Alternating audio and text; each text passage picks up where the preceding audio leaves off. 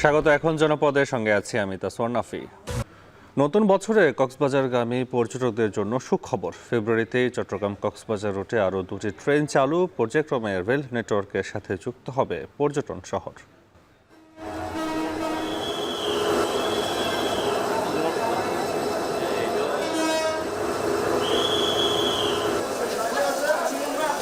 দুইটা ট্রেন যুক্ত হচ্ছে, এটা তো খুবই আনন্দের বিষয়। এখন তো মনে হচ্ছে আবার আসি সবাই একসাথে। আসা যাওয়ার জন্য আমাদের সাশ্রয় সবকিছু মিলে আমাদের জন্য আলহামদুলিল্লাহ।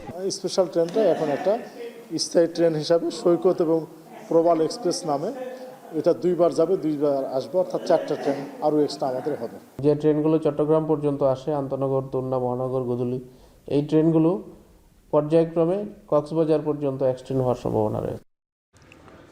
এখন জনপদে নিয়ে থাকছে প্রতিবেদন।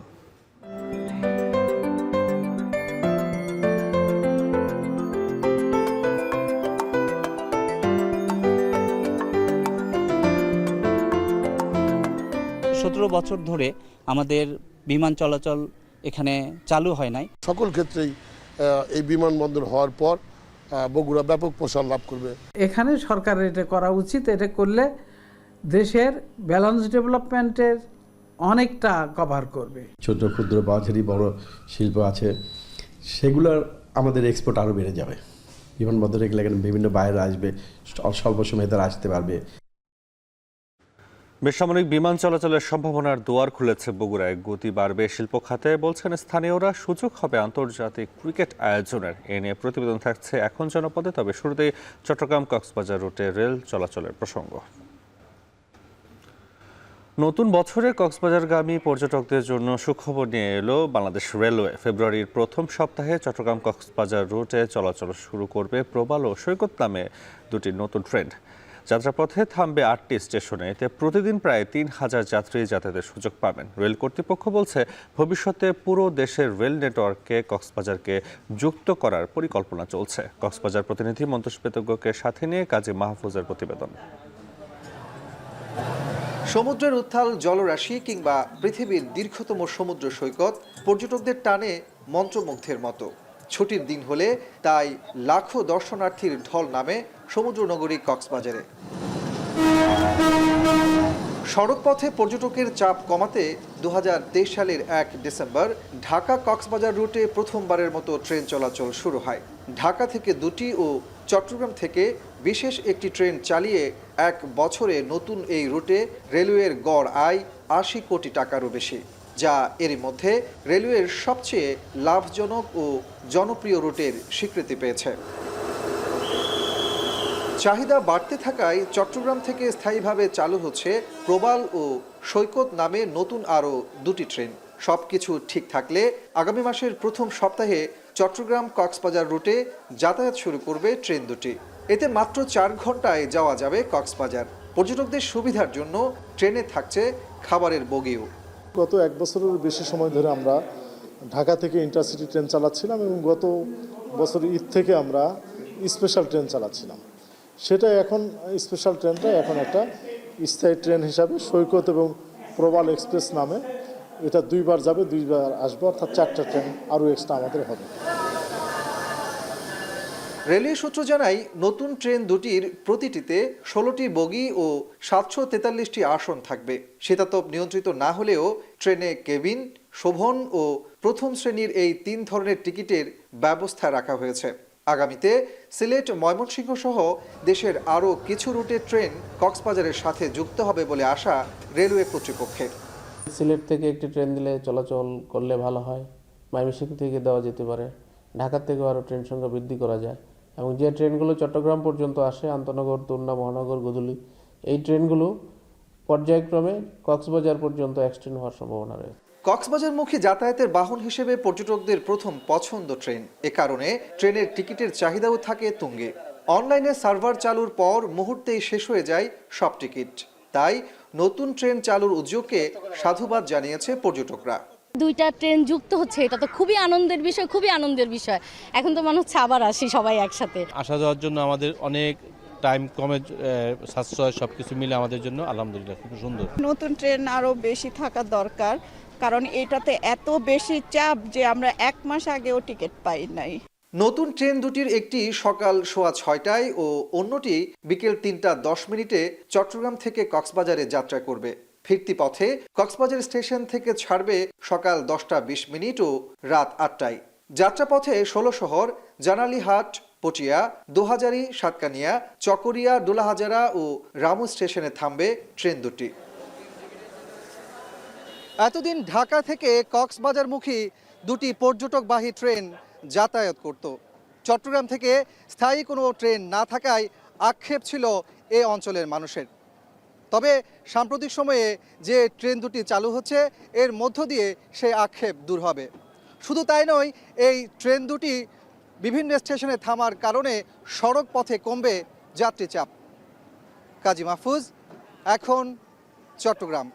জিয়া অরফানেজ ট্রাস্ট মামলায় খালেদা জিয়ার সাজার বিরুদ্ধে আপিলের রায় কাল, এ নিয়ে ব্রিফ চলছে, আমরা সরাসরি চলে যাচ্ছি সেখানে। দিয়ে বলেছেন যে আমরা বিগত 3 দিন বেগম খালেদা জিয়ার পক্ষে যে আর্গুমেন্টগুলো করেছি সবগুলো আর্গুমেন্ট লিগ্যাল আর্গুমেন্ট এবং তিনি সেগুলো অ্যাডাপ্ট করেছেন।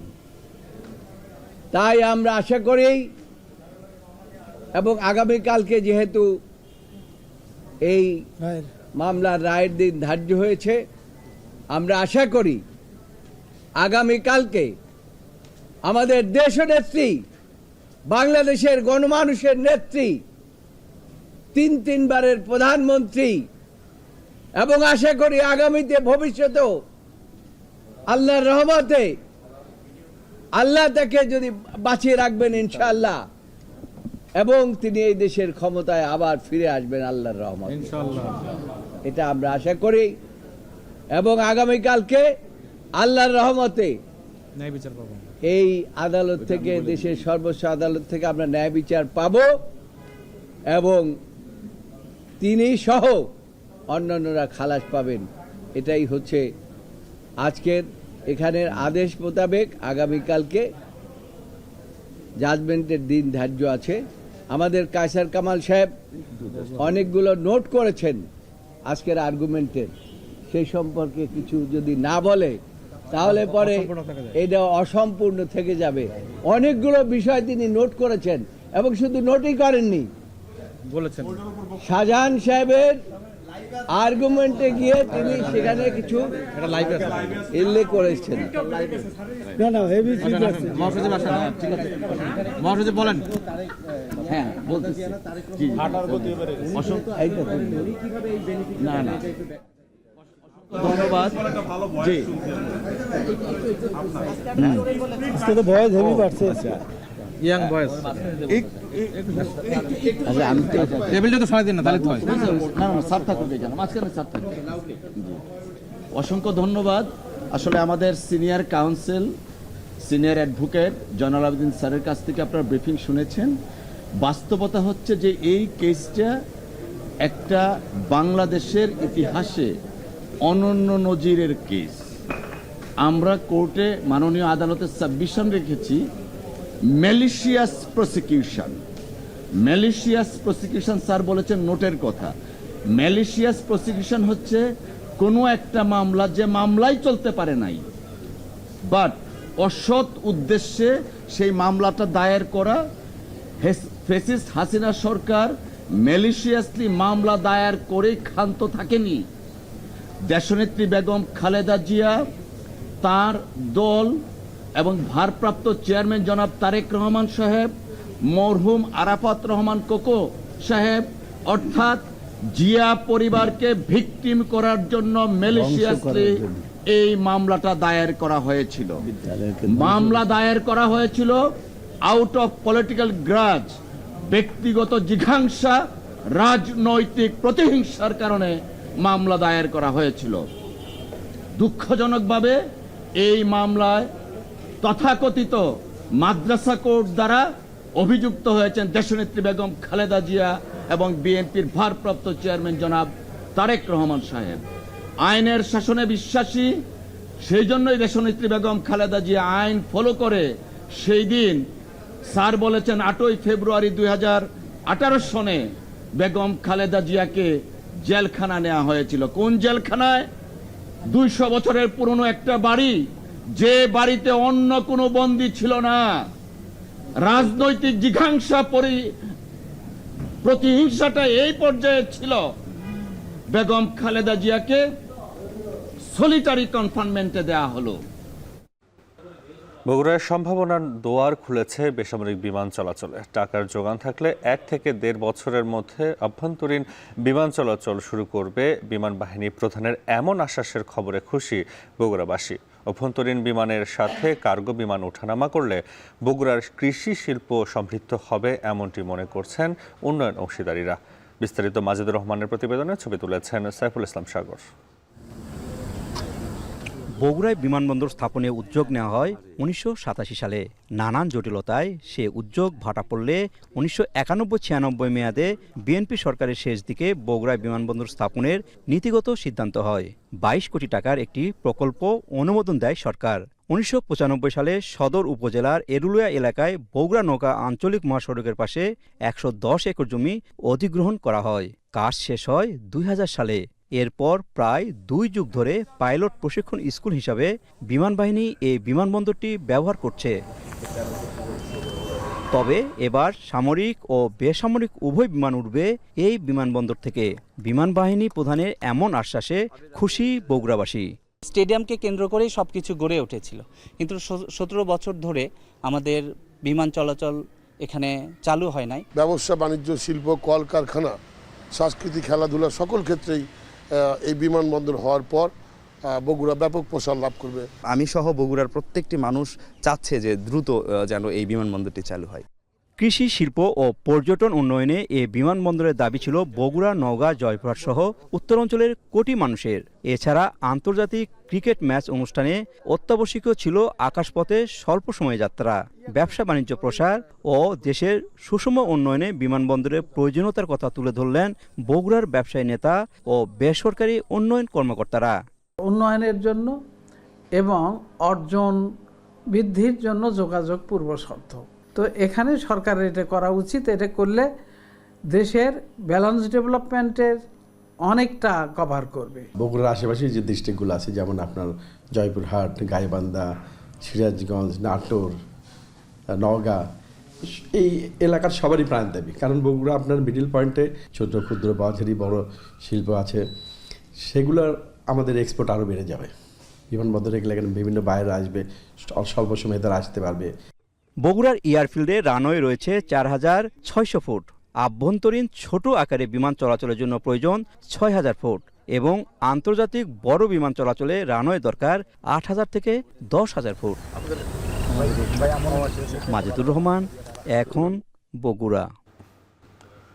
পরিবেশ দূষণে মারাত্মক রূপ নিয়েছে খুলনা মহানগর। রাস্তার পাশে ফেলে রাখা আবর্জনার দুর্গন্ধ, বায়ু বা শব্দ কোনো জায়গায় নেই শান্তি। দ্রুত সময়ের মধ্যে দূষণ রোধ করতে প্রশাসনের নজরদারির তাগিদ দিয়েছেন বিশেষজ্ঞরা। হেলাল মোল্লার তোলা ছবিতে রামিম চৌধুরীর প্রতিবেদন। শান্তনগরী খুলনার পরিবেশ যেন দিন দিন অশান্ত হয়ে উঠছে। নিয়ন্ত্রণের বাইরে পানি, বায়ু বা শব্দ দূষণের মাত্রা। খুলনার নিরালার মোড় এলাকা, যেখানে সড়কের অর্ধেকটা জুড়েই স্তূপ করে রাখা হয়েছে ময়লা। জনবহুল এই এলাকায় চলাচলে দুর্গন্ধ আর অস্বাস্থ্যকর পরিবেশে ওষ্ঠাগত জীবন। একই অবস্থা নিউ মার্কেটের পেছনের সড়কের।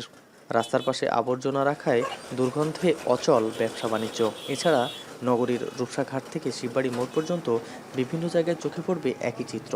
ডাস্টবিনের জন্য আমাদের এখানে চলাচলের অনেক সমস্যা হচ্ছে। মুখে গন্ধের কারণে আমরা মুখে হাত দিয়ে যাওয়া লাগে, অনেক বেশি দুর্গন্ধ ছড়ায় আর জায়গাটা অনেক নোংরা হয়ে আছে, অনেক সমস্যা হয়। এখানে গন্ধতে একটা লোক দাঁড়ায় না, একটা কাস্টমার আসে না, আমরা বেচা কেনা করতে পারি না। খুলনার প্রধান সড়কগুলোর বাইরে অলিগলিতে ঢুকলেই দেখা যায় নগরীর অসচেতনতার চিত্র। একে তো সরু ড্রেনগুলোর অচল অবস্থা, তার উপরে আশপাশের মানুষের ফেলা আবর্জনা ছড়াচ্ছে দুর্গন্ধ। যে ময়লার ব্যাপারে কোনো ছাড় নাই, যতক্ষণ না কিচেন ওয়েস্ট রাস্তায় পড়বে, এক্সেসগুলো পড়বে, আমরা সেটা নিয়ে যাব। এটা কিন্তু আমাদের বর্তমান চ্যালেঞ্জ। এবং সন্ধ্যার পরেও দেখবেন আপনি 9টা 10টা দিয়ে দেখবেন বিভিন্ন জনবহুল এলাকা বা রাস্তার পাশে পড়ে থাকা এমন আবর্জনা পরিবেশকে যেমন নষ্ট করছে তেমনি বাড়াচ্ছে স্বাস্থ্য ঝুঁকি। পরিবেশ অধিদপ্তরের তথ্য মতে বাতাসের বিভিন্ন উপাদান পরীক্ষা করে এয়ার কোয়ালিটি ইন্ডেক্সের পরিমাণ নির্ধারণ করা হয়, যেখানে এই এয়ার কোয়ালিটি ইন্ডেক্সকে 50-এর উপরে গেলেই জনজীবনে ঝুঁকিপূর্ণ, সেখানে নগরীর বিভিন্ন এলাকায় এর পরিমাণ 150-এর উপরে। একই সাথে নগরীতে শব্দ দূষণের পরিমাণও কম নয়। যে সমস্ত জায়গাতে বায়ু দূষণ সংক্রান্ত বিষয়গুলো থাকে সেই সমস্ত আমরা কঠোরভাবে এটা ব্যবস্থা নিয়ে থাকি। শব্দ দূষণের আমাদের রেগুলার আমাদের মোবাইল কোর্ট হচ্ছে, তাদেরকে জেল জরিমানা করা হচ্ছে। বিশেষজ্ঞদের মতে পরিবেশ নষ্ট হওয়ার সবথেকে বড় কারণ অপরিকল্পিত নগরায়ন ও অব্যবস্থাপনা। ড্রেনের যে ময়লা আবর্জনা ওই কি করে সিটি কর্পোরেশনের সুইপাররা ওখান থেকে তুলে রাস্তার পরে ফেলে, দেখবেন যে 30% ওই আবর্জনা ময়লা কিন্তু ওখানে থেকে যায়। প্রায় 16 লাখ মানুষের বসবাস খুলনা নগরীতে, তাই সঠিক ব্যবস্থাপনার মাধ্যমে বর্জ্য অপসারণ ও বায়ু দূষণ রোধ করতে প্রশাসনের সঠিক তদারকির প্রয়োজন বলছেন বিশেষজ্ঞরা। রামিম চৌধুরী, এখন, খুলনা। 32 বছর পর অনুষ্ঠিত হবে জাহাঙ্গীরনগর বিশ্ববিদ্যালয়ের ছাত্র সংসদ জাকসু নির্বাচন। এরই মধ্যে নির্বাচনের রোডম্যাপ প্রকাশ করেছে বিশ্ববিদ্যালয় প্রশাসন। আগামী 1 ফেব্রুয়ারি ঘোষণা করা হবে নির্বাচনের তফসিল। এতে বিশ্ববিদ্যালয় জুড়ে শিক্ষার্থীদের মাঝে তৈরি হয়েছে উচ্ছ্বাস। এ নিয়ে জানাতে জাহাঙ্গীরনগর বিশ্ববিদ্যালয় থেকে যুক্ত হচ্ছেন হুমায়ুন কবির। হুমায়ুন, নির্বাচন ঘিরে সাধারণ শিক্ষার্থীদের উচ্ছ্বাস কেমন দেখছেন? একই সঙ্গে ছাত্র সংগঠনগুলোর প্রতিক্রিয়া কেমন জানাবেন? নাফি, আপনি যেমনটি বলছিলেন, শিক্ষার্থীদের আসলে উচ্ছ্বাসের যেন কমতি নেই। দীর্ঘ 32 বছর পর তারা আসলে জাকসু নির্বাচনের খবরে আসলে অত্যন্ত আনন্দিত এবং উচ্ছ্বসিত। আমি এই মুহূর্তে রয়েছি, আমার পেছনে যে ভবনটি দেখতে পাচ্ছেন এটি হচ্ছে জাকসুর সেই ভবন। প্রায় 32 বছর ধরে কিন্তু একটা ভুতুরে পরিস্থিতির মধ্যে এই ভবনটি রয়েছে অব্যবহৃত, এবং দীর্ঘ 32 বছর পর আসলে এই ভবনটি আবার আলোর মুখ দেখতে যাচ্ছে এমন খবরে আসলে শিক্ষার্থীরা কিন্তু বেশ উচ্ছ্বসিত। আমরা শিক্ষার্থীদের সাথে কথা বলেছি এবং ছাত্র নেতা রয়েছে বিভিন্ন ছাত্র সংগঠনের, তাদের সাথে কথা বলেছি। তারা বলছেন আসলে এই ছাত্র সংসদ নির্বাচনে যে জাকসু নির্বাচনের জন্য কিন্তু তারা আসলে মুখিয়ে ছিলেন।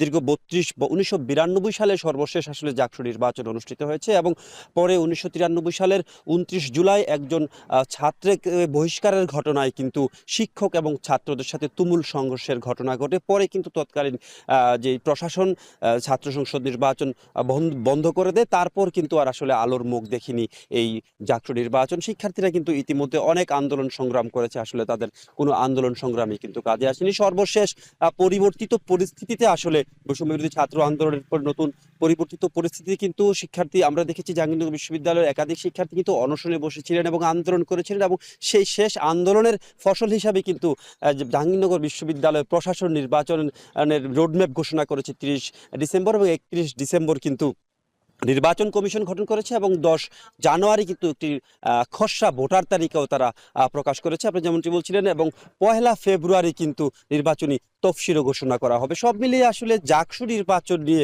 শিক্ষার্থীদের মধ্যে একটি উচ্ছ্বাস বিরাজ করছে এবং শিক্ষার্থীরা বলছিলেন আসলে দীর্ঘ 32 বছর জাকসু নির্বাচন না হওয়ার কারণে কিন্তু নতুন নেতৃত্ব তৈরিতেও কিন্তু প্রতিবন্ধকতা সৃষ্টি হয়েছে, এবং পাশাপাশি ছাত্রদের অধিকার নিয়ে কথা বলার জন্য কিন্তু যে একটি জায়গা, সেই জায়গাটি কিন্তু প্রতিবন্ধকতার মধ্যে পড়েছিল। কারণ সিনেটে কিন্তু আসলে 5 জন ছাত্রদের প্রতিনিধি থাকে, সেটি জাকসু নির্বাচনের মাধ্যমে কিন্তু নির্বাচিত হয়, এবং সেই 5 জন প্রতিনিধি কিন্তু জাকসুতে অনুপস্থিত দীর্ঘ 32 বছর ধরে। সে কারণে এবার কিন্তু নির্বাচনের মধ্য দিয়ে আবার সেই জাকসুর সিনেটে কিন্তু জাকসু থেকে ছাত্রদের 5 জন প্রতিনিধি নির্বাচিত হবে এবং ছাত্ররা ফিরে পাবে তাদের কথা বলার অধিকার। এই ছিল জাহাঙ্গীরনগর বিশ্ববিদ্যালয় থেকে জাকসুর সর্বশেষ পরিস্থিতি নিয়ে আমার কাছে বিস্তারিত। জাহাঙ্গীরনগর বিশ্ববিদ্যালয়ের ছাত্র সংসদ জাকসু নির্বাচনের খবর জানাচ্ছিলেন হুমায়ুন কবির। শিক্ষার্থীদের সংঘর্ষে ময়মনসিংহের সরকারি আনন্দমোহন কলেজের হল অনির্দিষ্টকালের জন্য বন্ধ ঘোষণার পর হল ছেড়েছে শিক্ষার্থীরা। গতকাল দিনভর উত্তেজনার পর বিকেলের দিকে হল ছাড়ে তারা। এই বিষয়ে জানাতে আনন্দমোহন কলেজে আছেন হারুনুর রশিদ, চলে যাচ্ছি তার কাছে। হারুন, জানাবেন বর্তমানে কলেজের কি অবস্থা, কলেজ কর্তৃপক্ষই বা কি বলছে? নাফি, গত দুদিনের উত্তেজনার পর আজকে কিন্তু একেবারেই শান্ত ময়মনসিংহের সরকারি আনন্দমোহন কলেজ, অর্থাৎ হলগুলো ফাঁকা। শিক্ষার্থীরা গতকাল বিকেলেই হল ছেড়েছে এবং কলেজ বন্ধ থাকার কারণে কিন্তু আজকে শিক্ষার্থীরাও নেই কলেজে। এবং আমরা যদি একটু বলি যে শিক্ষার্থীদের যে দুটি গ্রুপের সংঘর্ষের কারণে গত রোববার বিশেষ করে আনন্দমোহন কলেজের যে ছাত্রদের হলগুলো রয়েছে সেই ছাত্রদের হলের সিট নবায়নকে কেন্দ্র করে একটি বৈঠক করার কথা ছিল এবং সেই বৈঠকে ছাত্রদের দুই গ্রুপের মধ্যে কিন্তু কথা কাটাকাটি হয়, একপর ধাওয়া পাল্টা দেওয়া এবং সংঘর্ষ হয়। এবং এই সংঘর্ষের পরে কিন্তু উদ্ভূত পরিস্থিতি মোকাবেলার জন্য কলেজ কর্তৃপক্ষ ছেলেদের হলগুলোকে অনির্দিষ্টকালের জন্য বন্ধ ঘোষণা করে এবং কলেজ 3 দিনের জন্য বন্ধ ঘোষণা করা হয়। আজকে বন্ধের দ্বিতীয় দিন চলছে এবং অনির্দিষ্টকালের যে হল বন্ধ ঘোষণা করা হয়েছে সেটি কিন্তু অব্যাহত রয়েছে। এবং আমরা দেখেছি যে গতকাল কিন্তু সকাল 8টার মধ্যে শিক্ষার্থীদের হল ছাড়ার কথা ছিল, কিন্তু দিনভর নানা উত্তেজনার কারণে কিন্তু শিক্ষার্থীরা সর্বশেষ বিকেল 4টার দিকে হল ছেড়ে যায় এবং হল ছেড়ে যাওয়ার পরেই কিন্তু পরিস্থিতি শান্ত হয়। আমরা দেখেছি যে গতকাল রোববার রাত থেকেই কিন্তু ক্যাম্পাসে পুলিশ মোতায়েন ছিল এবং গতকাল দিনভর আমরা পুলিশ সদস্যদের দেখেছি এখানে দায়িত্ব পালন করেছেন এবং আজকেও পুলিশ সদস্যরা এখানে দায়িত্ব পালন করছেন, কিন্তু উত্তেজনা বা যে অস্থিতিশীল অবস্থা সেটি কিন্তু একেবারেই নেই। আমি কথা বলেছি ময়মনসিংহের সরকারি আনন্দমোহন কলেজের অধ্যক্ষ আমানুল্লাহর সাথে। তিনি যেটি বলেছেন যে আজকে দুপুর 12টায়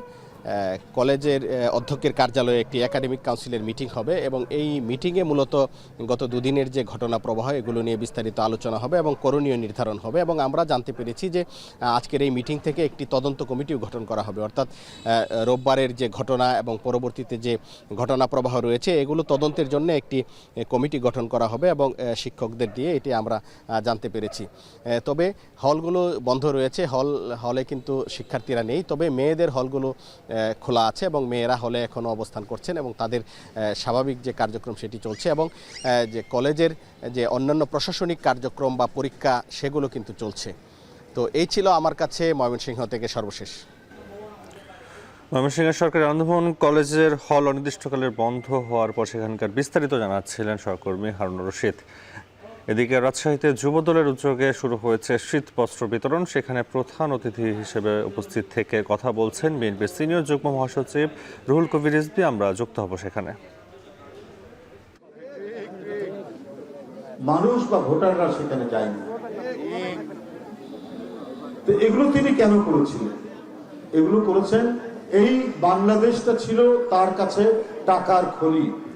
এই খনি থেকে টাকা উত্তোলন করবেন তিনি, তার পরিবারের লোকরা সেটা বিদেশে পাচার করবে, সুখে শান্তিতে থাকবে, আর তার যে ঘনিষ্ঠ ব্যবসায়ী আওয়ামী লীগের নেতৃবৃন্দ তারা সেই পাচারকৃত টাকা দিয়ে তারা মালয়েশিয়ায়, তারা দুবাই, তারা কাতার, তারা কানাডা, তারা আমেরিকা, বিভিন্ন জায়গায় তারা বাড়ি কিনবেন, পরিবারদেরকে সেখানে রাখবেন। এইটা ছিল শেখ হাসিনার নীতি। এখন আমরা তার একটার পর একটা প্রমাণ আমরা দেখতে পাচ্ছি। কত ভয়ঙ্কর দুর্নীতিবাদ ছিল শেখ হাসিনা, এইটা আজকে তার প্রমাণ সহ আমরা হাতে পাচ্ছি। আপনি প্রধানমন্ত্রী, আপনার নিজস্ব বাড়ি আছে সুধা সদর, আপনার বোন শেখ রেহেনা তার বাড়ি আছে ঢাকা শহরে, আপনার ভাইনা ববি তাদের বাড়ি ঘর আছে ঢাকা শহরে।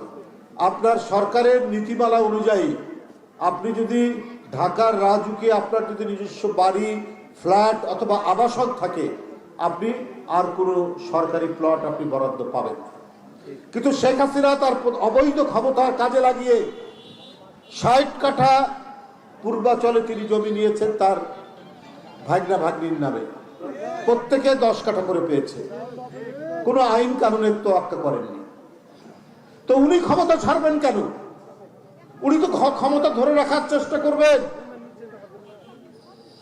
যে ভাগ্নিটি লন্ডনে ইংল্যান্ডের এমপি, সেই দেশে আপনি 1 টাকা যদি চুরির অভিযোগ আসে তাহলে সে আর ক্ষমতায় থাকতে পারে না, জেলে যেতে হয়। সেই ইংল্যান্ডের সবচেয়ে দামি ফ্ল্যাট কিনে দেওয়া হয়েছে তাকে। কে কিনে দিয়েছে? শেখ হাসিনার ঘনিষ্ঠ ব্যবসায়ী। আর তার ভাই ববি তার আরেক বোন রূপন্তী এই সহ ৬০ কাঠা আপনার পূর্বাচলের প্লট ৬ জনের নামে। তো সুতরাং আমি যেটা বলেছি যে শেখ হাসিনা এই যে সোনার হরিণ, তার ক্ষমতা এইটা ধরে রাখার জন্য আহাদের মতো শিশু বাচ্চাকে হত্যা করেছে, আবু সাইদের মতো টাটকা তরুণকে রংপুর বিশ্ববিদ্যালয়ে তাকে হত্যা করেছে, মুগ্ধ যে চিৎকার করে বলেছে পানি লাগবে পানি, তাকে হত্যা করেছে। এত মাসুম বাচ্চা, এত তারুণ্য, এত শিশু হত্যা করে তিনি তার রাজ সিংহাসনকে টিকিয়ে রাখার চেষ্টা করেছেন। HMPV ভাইরাসের সংক্রমণ রোধে ব্রাহ্মণবাড়িয়ার আখাউড়া স্থলবন্দরে সতর্কতা জারি করেছে স্বাস্থ্য বিভাগ। যাত্রীদের জন্য বসানো হয়েছে হেলথ ডেস্ক। এ নিয়ে বিস্তারিত জানাতে আখাউড়া স্থলবন্দর থেকে যুক্ত হচ্ছেন আজিজুল সঞ্চয়। HMPV ভাইরাস কোনো যাত্রীর মধ্যে আছে কিনা তা পরীক্ষা করার জন্য কোনো ব্যবস্থা সেখানে রয়েছে কিনা বিস্তারিত জানাবেন। রাফি, একটু আপনাকে জানিয়ে রাখি যে যাত্রী পারাপারের দিক থেকে কিন্তু বেনাপোলের পরেই এই আখাউড়া স্থলবন্দরের অবস্থান। এখানে প্রতিদিন ৬ থেকে ৭০০ মতো যাত্রী এই বন্দরটি ব্যবহার করে ভারত আগমন করে থাকেন। মূলত আসলে এখানে এই যে HMPV যে ভাইরাস, সেটির সংক্রমণ ঠেকাতে গতকালকে এখানে একটি সতর্কতা জারি করা হয়েছে এবং এই সতর্কতার ফলে এখানে একটি হেলথ ডেস্ক স্থাপন করা হয়েছে। এই হেলথ ডেস্কে আসলে একজন চিকিৎসক এবং স্বাস্থ্যকর্মীদের সমন্বয়ে একটি মেডিকেল টিমও গঠন করা হয়েছে। আসলে এই মেডিকেল টিম মূলত ভারত ফেরত যেসব যাত্রীরা আছেন তাদেরকে যেই প্রাথমিক যে স্বাস্থ্য পরীক্ষা আছে সেটি তারা করে থাকেন। এখানে মূলত তারা আসলে এই যে কোনো যাত্রীর মধ্যে এই HMPV ভাইরাসের যে প্রাথমিক যেসব উপসর্গ আছে সেই উপসর্গগুলো আছে কিনা সেটি এখানে তারা চেক করে থাকেন। এছাড়া মূলত কোনো রোগীর শরীর ব্যথা বা সর্দি কাশি, এছাড়া যে শ্বাসকষ্টের মতো যে উপসর্গগুলো আছে সেগুলো আছে কিনা সেগুলো কিন্তু তারা পুঙ্খানুপুঙ্খভাবে তারা কিন্তু পরীক্ষা নিরীক্ষা করছেন এবং তারা সেই তথ্যগুলো তাদেরকে নির্দিষ্ট একটি রেজিস্টারের মধ্যে কিন্তু তারা লিপিবদ্ধ করে রাখছেন। আমরা কথা বলেছিলাম এই আখাউড়া স্থলবন্দর কর্তৃপক্ষের সঙ্গে। এখন পর্যন্ত আসলে এই বন্দর দিয়ে যারা এই বন্দরটি ব্যবহার করে থাকেন এমন কোনো যাত্রীর মধ্যে কিন্তু আসলে এই HMPV ভাইরাস শনাক্ত করা হয়নি। আমরা আরও কথা বলেছিলাম এই আখাউড়া উপজেলা স্বাস্থ্য কমপ্লেক্সের যিনি কর্মকর্তা আছেন ডক্টর হিমেল খান, তিনি যেটি বলছেন যে মূলত আসলে এখানে যেহেতু আসলে ভারত থেকে এখানে প্রতিনিয়ত যাত্রী আসা যাওয়া করে, সেই জন্য আসলে তারা সতর্কতা হিসেবেই কিন্তু এখানে এই হেলথ ডেস্ক তারা স্থাপন করেছেন এবং তিনি কিন্তু বলছেন যে আসলে এই HMPV ভাইরাস নিয়ে মূলত কোনো ধরনের আতঙ্কের কিন্তু কারণ তারা দেখছেন না। তবে তারা বলছেন যে এই ভাইরাসটির জন্য সংক্রমণ রোধ করা যায় সেজন্য সতর্কতা হিসেবে তারা এখানে কিন্তু এই সতর্কতামূলক তারা ব্যবস্থা নিয়েছেন। তবে তারা বলছেন যে আসলে যাত্রীরা যদি সচেতন থাকে সেক্ষেত্রে কিন্তু আসলে এই ভাইরাসটির খুব বেশি সংক্রমিত হওয়ার কিন্তু সম্ভাবনা নেই বলে তিনি আমাদেরকে জানিয়েছেন। তো নাফি, আমার কাছে এই ছিল আখাউড়া স্থলবন্দর থেকে এই যে HMPV ভাইরাস নিয়ে যে সতর্কতা স্বাস্থ্য বিভাগের সে সংক্রান্ত সবশেষ তথ্য। আখাউড়া স্থলবন্দর থেকে যুক্ত ছিলেন আজিজুল সঞ্চয়। চট্টগ্রামে বেড়েছে ডায়রিয়া প্রকোপ। মহানগরীর পাশাপাশি বেশ কয়েকটি উপজেলায় আক্রান্তের হার সব থেকে বেশি। বিস্তারিত জানাতে চট্টগ্রাম মেডিকেল কলেজ হাসপাতাল থেকে যুক্ত হচ্ছেন শোয়েব রহমান। শোয়েব, হাসপাতালে রোগীর চাপ কেমন দেখছেন? এছাড়া কোন উপজেলা রোগী বেশি এবং কারণ কি সে বিষয়ে জানাবেন।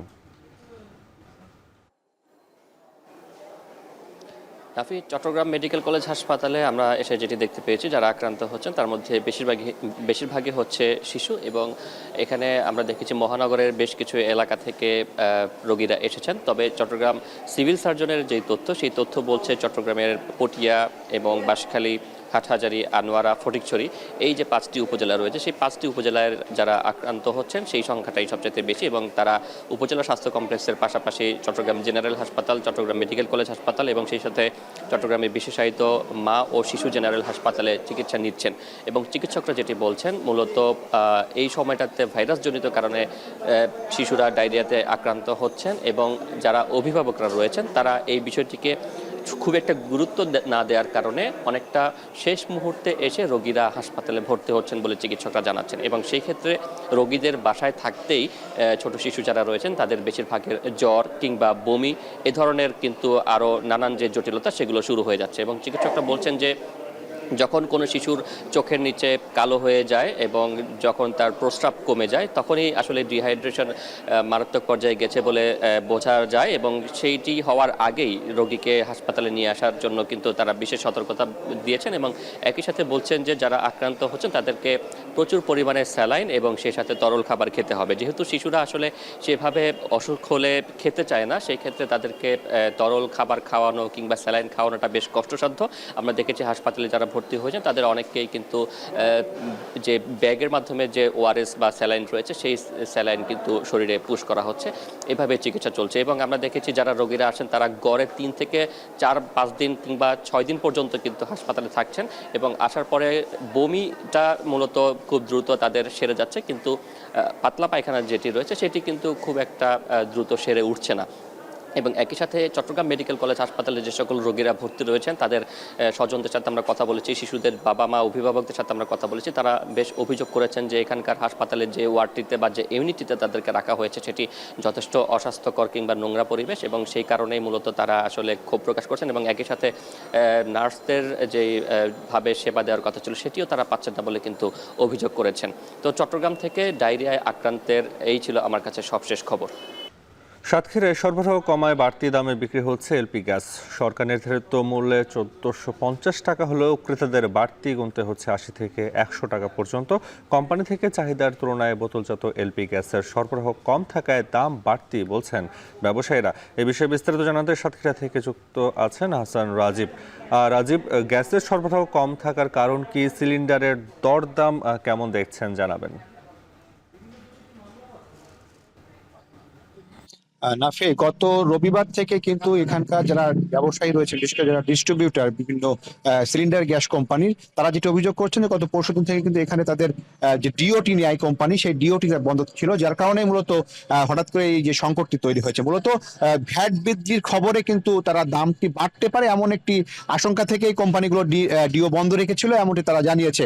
তো প্রতিদিন কিন্তু সাতক্ষীরায় কয়েক হাজার সিলিন্ডার গ্যাস কিন্তু চাহিদা রয়েছে, মাসে সেটি 60 থেকে 70 হাজার সিলিন্ডার গ্যাস কিন্তু জেলাব্যাপী বিক্রি হয়। আর সেখানে হঠাৎ করে 2 দিনের যে সংকট, সে সংকট তৈরি হওয়ার কারণে খুচরা পর্যায়ে কিন্তু প্রতি সিলিন্ডার গ্যাসে 70 থেকে 100 টাকা পর্যন্ত কিন্তু দাম বেড়ে গিয়েছে, আমরা এমনটি জানতে পেরেছি। তবে আমরা যখন যে এখানকার যারা ডিলার রয়েছে তাদের সাথে যে কথা বলেছি, তারা বলছেন যে তারা গতকাল পর্যন্ত এখানে 1450 টাকা সরকার নির্ধারিত যে রেট, সেই রেটে তারা এখান থেকে গ্যাস সিলিন্ডারগুলো বিক্রি করেছেন। তবে আজকে এসে সেটি তারা বলছেন যে কোম্পানিগুলো থেকে 2.5% যে অতিরিক্ত মূল্য বৃদ্ধি করা হয়েছে ভ্যাট বৃদ্ধির কারণে, সেটির কারণে তারা এখন আজকে থেকে সেটি বিক্রি করছেন 1460 থেকে 1470 টাকায়। এবং এটি এখন আবারও কিন্তু কোম্পানিগুলো আজকে থেকে ডিও নিতে শুরু করেছে। সংকট আজকে বা আগামীকাল থেকে কেটে যাবে এমনটি তারা বলছেন। তবে খুচরা পর্যায়ে ব্যবসায়ীরা বলছেন যে আসলে তাদের যে ডিস্ট্রিবিউটারের হাউস থেকে তারা যে রেটে কিনছেন, সেই রেটে কিনে তারা যখন ভোক্তা পর্যায়ে এটি বিক্রি করছেন, তখন তাদের যে পরিবহন ব্যয় এবং এটির যে লেবার কস্ট, এটি যুক্ত হয়ে আসলে তাদের দামটি বেশি নিতে হচ্ছে, না হলে তারা লাভবান হতে পারছেন না। তবে সরকার নির্ধারিত যে মূল্য, সেই মূল্যে কিন্তু ডিস্ট্রিবিউটর হাউসগুলো থেকে শুধুমাত্র এই সরকার নির্ধারিত মূল্যে কিন্তু মূলত গ্যাস সিলিন্ডারগুলো বিক্রি হচ্ছে। এখানে মোট 22 জন ডিস্ট্রিবিউটর রয়েছে সাতক্ষীরা জেলায় এবং এই 22 জন ডিস্ট্রিবিউটর বিভিন্ন কোম্পানির তারা এই গ্যাস সিলিন্ডারগুলো বিক্রি করে থাকেন। প্রতি মাসে তারা বলছেন যে 60 থেকে 70 হাজার সিলিন্ডার গ্যাস কিন্তু জেলা জুড়ে তারা বিক্রি করে থাকেন। তো সব মিলিয়ে সাতক্ষীরা থেকে আমার কাছে এই ছিল সবশেষ তথ্য। নাফি। সাতক্ষীরা এলপি গ্যাসের সংকট এবং দাম বৃদ্ধির বিস্তারিত জানাচ্ছিলেন সহকর্মী হাসান রাজীব। চলন বিলে কমেছে দেশি মাছের উৎপাদন, এতে ব্যাহত হচ্ছে শুটকি উৎপাদন, যাতে ক্ষতির মুখে পড়েছেন ব্যবসায়ীরা। এই নিয়ে জানাতে যুক্ত হচ্ছেন রিফাত রহমান। রিফাত, চলন বিলে এবারে মাছের উৎপাদন কমার কারণ কি? শুটকি উৎপাদনের লক্ষ্যমাত্রা কত ধরা হয়েছে জানাবেন।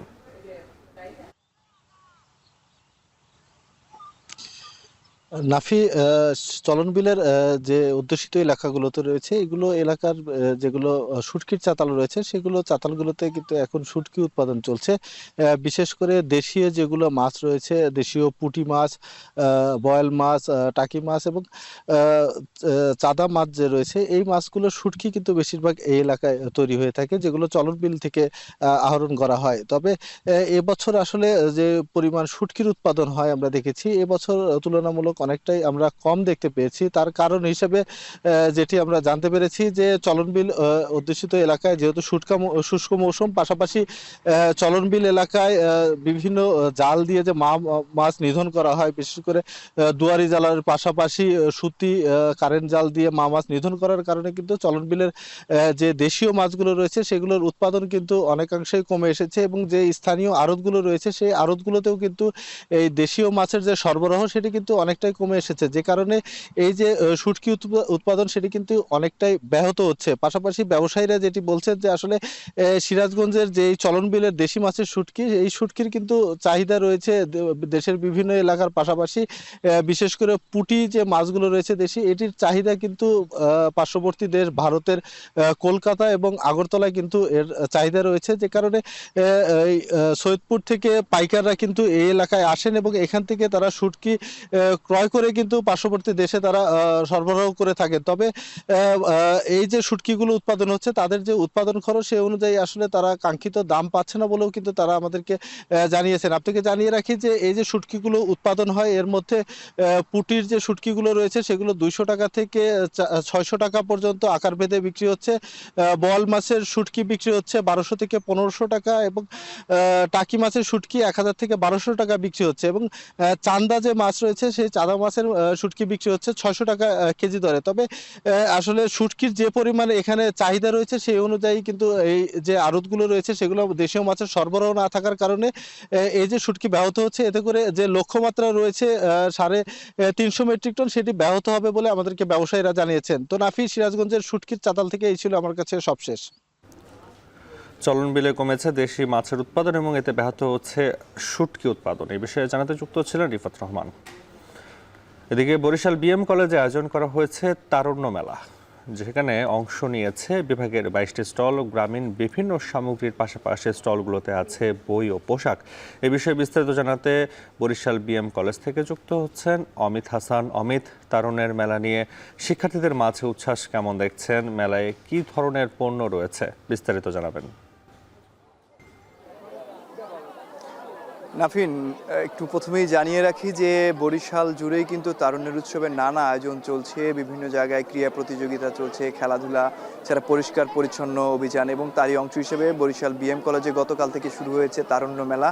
এবং এই মেলায় বরিশাল বিএম কলেজের যে বিভাগগুলো রয়েছে, বিভিন্ন বিভাগের স্টল রয়েছে, শিক্ষার্থীরা বিভিন্ন ধরনের জিনিসপত্র নিয়ে আসলে এখানে বসেছেন, স্টলগুলো নিয়েছেন। আমরা দেখেছি যে বাঙালির ঐতিহ্যবাহী যে জিনিসপত্রগুলো, কলস, বাটি, মাটির জিনিসপত্র কিংবা আলপনা জাতীয় জিনিসপত্র, ছবি আঁকা, সেগুলো নিয়ে কিন্তু তারা স্টলগুলো সাজিয়েছে। এছাড়া বিভিন্ন ধরনের বইয়ের স্টল দেখা গিয়েছে এবং বিভিন্ন ধরনের পোশাকের স্টলও আমরা দেখেছি। এবং স্টলগুলোতে সকাল থেকেই দেখা যাচ্ছে যে শিক্ষার্থীদের কিংবা দর্শনার্থীদের উপচে পড়া একটি ভিড় রয়েছে এবং তারা সকাল থেকেই মেলা উপভোগ করছেন। এবং এই মেলা সকাল থেকে শুরু হয়ে রাত 7টা-8টা পর্যন্ত কিন্তু চলছে এবং সবসময় জমজমাট থাকছে। সকালে মূলত মেলাগুলো জমজমাট থাকে না, কিন্তু এই বিএম কলেজের এই মেলাটা একটু ব্যতিক্রমী আয়োজন দেখা যাচ্ছে যে সব স্টলগুলোতেই মানুষের উপচে পড়া ভিড় রয়েছে এবং বিভিন্ন ধরনের জিনিসপত্র তারা কিনছেন, ছবি তুলছেন। এবং ছবি তোলার জন্য বিভিন্ন বিভাগের পক্ষ থেকে নানা ধরনের ফটো বুথ করে রাখা হয়েছে এবং পুরোপুরি আয়োজনটি জমকালো করা হয়েছে যাতে শিক্ষার্থীরা আসলে উপভোগ করতে পারেন। এবং শিক্ষার্থীদের মধ্যে বেশ উচ্ছ্বাসও দেখা যাচ্ছে